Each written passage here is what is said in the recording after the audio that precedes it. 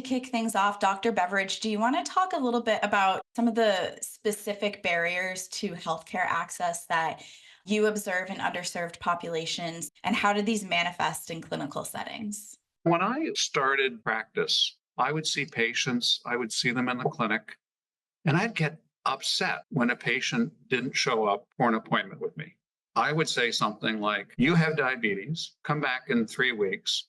I want you to take these medicines, and then we're going to start your treatment." And then the patient frequently wouldn't show up. The patient showed up late. The patient was unprepared, hadn't filled her medicines. And I remember being irritated. And it took a long time to realize that the reason that this person was late was because she had a whole bunch of problems at home, which precluded her from coming to see me on time. She had to take 3 buses to get to my clinic. She had grandchildren to take care of. She had a very, very complex set of circumstances, which I was completely unaware of. And now I think what we've begun to understand, and we label the social determinants of health, is that there are a whole bunch of things that are really important to understand if someone's going to have good health care. Absolutely. And on this topic of just social determinants of health, obviously thinking about some of those more interpersonal factors is really important, but all of that can translate into different health data points.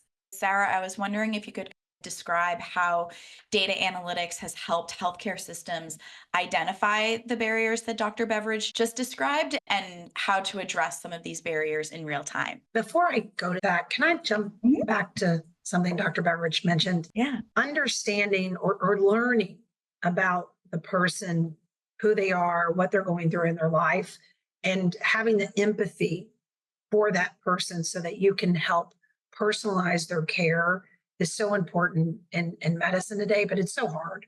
Providers are taking on so much. There's so much administration hassle. There's just so much burden. So when you sum it all up, when you think about providing care in the United States, and whether it's a doctor or a physical therapist or a nurse practitioner, all these providers, not only are they having to personalize every interaction to deliver the best possible care, they also have to take care of themselves too. And so I think it's a lot that we put on providers today. And we all need to be cognizant of what they go through. And even when you try to do your best, there's going to be moments that you're not going to be able to deliver that best care for each individual. But damn, do they do a good job trying. But I think that's part of the discussion, which is marrying the technology with the human component of this. In that healthcare is complex. It takes us 5, 6, 7 weeks sometimes to get an appointment with our general physician. Yeah. You see the physician for 12 minutes, maybe 10 minutes. They give you a prescription. And then there's an expectation of you fulfilling what they have requested. And the practitioners, the providers don't have the time, nor do they have the information, nor do they have the aptitude. Yep. And I think that's really important to realize that it has to be something which is diversified throughout the system in terms of social determinants of health, working with the patient and understanding what they can get and where they are in terms of their understanding. Absolutely. And on the shorter side, to prepare for that session that first day, we ran a lot of data. We ran census data. We ran some data from NPI. We ran our own CAQH data because we hold the most provider data in the United States. We took all this data and we took a look at some also trends in the United States. And we found by 2030, just say OBGYNs, there's going to be a 5,000 OBGYN shortage. So you think about the access issue just with that one specialty that we're going to be faced with. It's a huge issue for sure.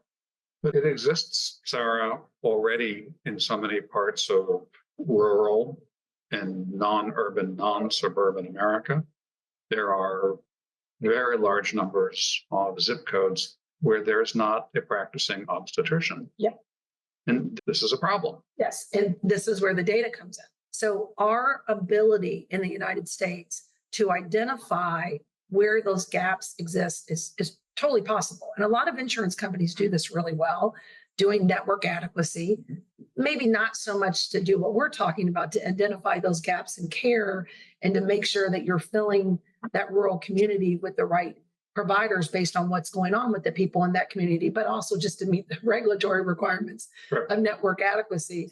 but the data exists. And being able to take that, understand where those gaps are in the United States, and then partnering with medical schools, partnering with residency programs, ensuring that we're filling those gaps with the types of providers that those communities are seeing the shortage of is so important in the US today. And it's so possible because the data exists. We have the data.